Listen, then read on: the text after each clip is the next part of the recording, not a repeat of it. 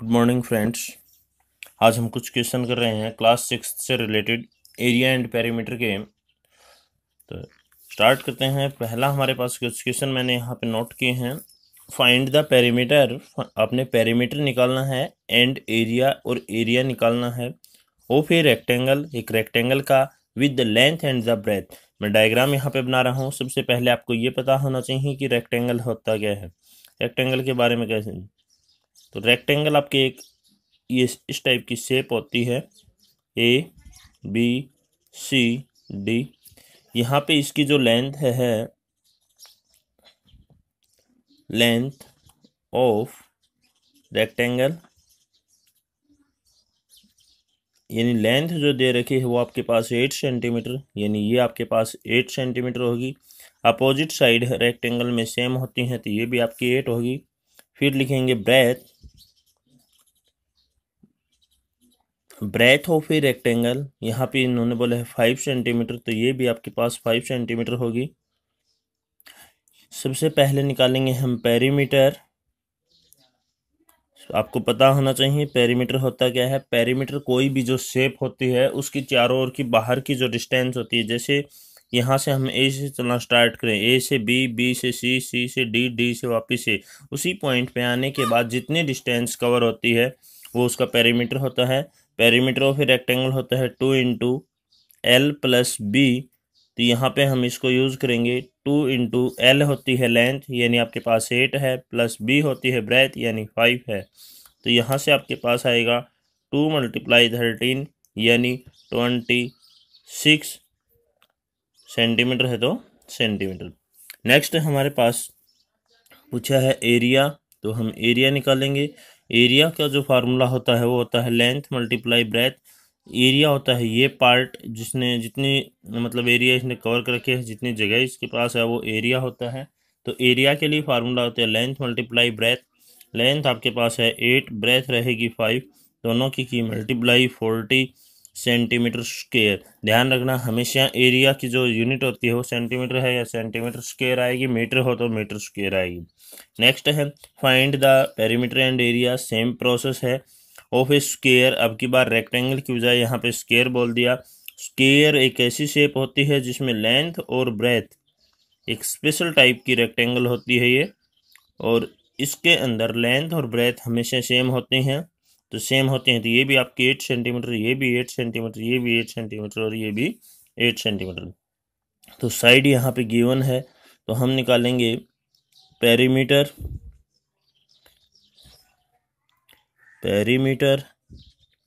Of square.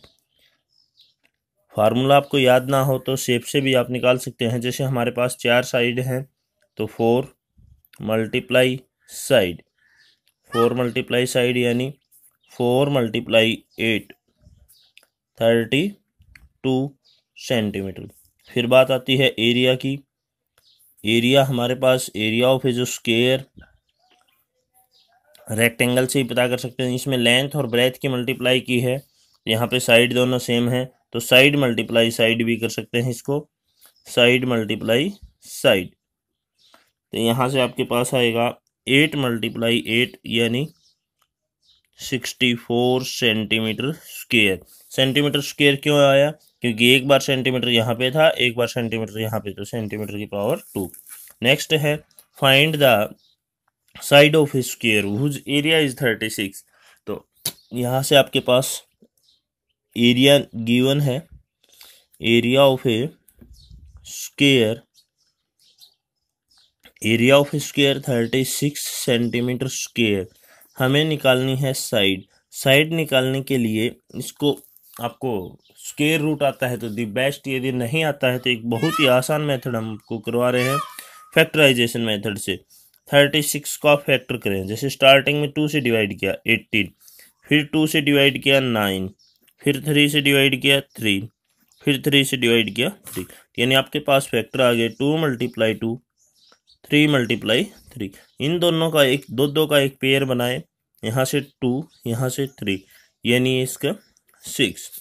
तो side निकालने के लिए स्क्वायर रूट ये साइन होता है स्क्वायर रूट का 36, और 36 का जो स्क्वायर निकाला, जैसे यहाँ से पेयर आपके पास दो दो का एक पेयर बनाएं और उनमें से एक एक टर्म उठाते जाएं। यहाँ से 2, यहाँ से 3, 2 3 जा 6, तो 6 सेंटीमीटर। यदि यहाँ से आपके पास पेरीमीटर पूछता तो पेरीमीटर भी आप निकाल सकते थे। पेरीमीटर का फार्मूला आपने जैसे यहाँ पे देखा 4 मल्टीप्लाई साइड, तो 4 मल्टीप्लाई 6 हो जाता। लेकिन इस क्वेश्चन में आपके पास पेरीमीटर नहीं पूछा है। नेक्स्ट क्वेश्चन देखें। Area of a rectangle given है, ब्रेथ गिवन है, तो लेंथ के लिए फार्मूला क्या होगा? तो यहीं से हम पहले फार्मूला बनाना सीखेंगे। एरिया का जो फार्मूला होता है वो होता है लेंथ मल्टीप्लाई ब्रेथ। हमें निकालनी है लेंथ, तो ब्रेथ को इस साइड लेके आएंगे, एरिया अपॉन में ब्रेथ। तो एरिया अपॉन ब्रेथ जो है ये लेंथ का फार्मूला हो जाएगा। तो यहाँ पे एरिया आपके पास 300 अपॉन में 15 कैंसिल आउट किया, 15 2 जा, तो लेंथ यहाँ पे जो रहेगी वो आपकी रहेगी 20 सेंटीमीटर। नेक्स्ट क्वेश्चन में side of a square given है, तो हमें डिस्टेंस निकालनी है 5 राउंड में। तो डिस्टेंस कैसे निकालेंगे? पहले एक राउंड की डिस्टेंस, यानी एक round distance cover in 1 round, distance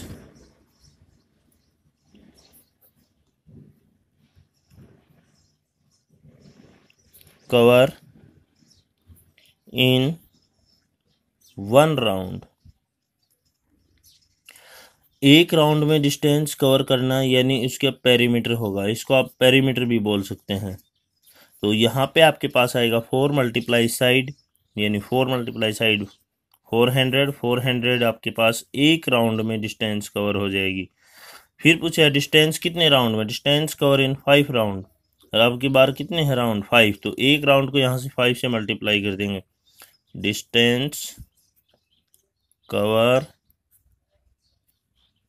in 5 round, तो 5 मल्टीप्लाई 400, यहाँ से आपके पास आ गया 200 मीटर।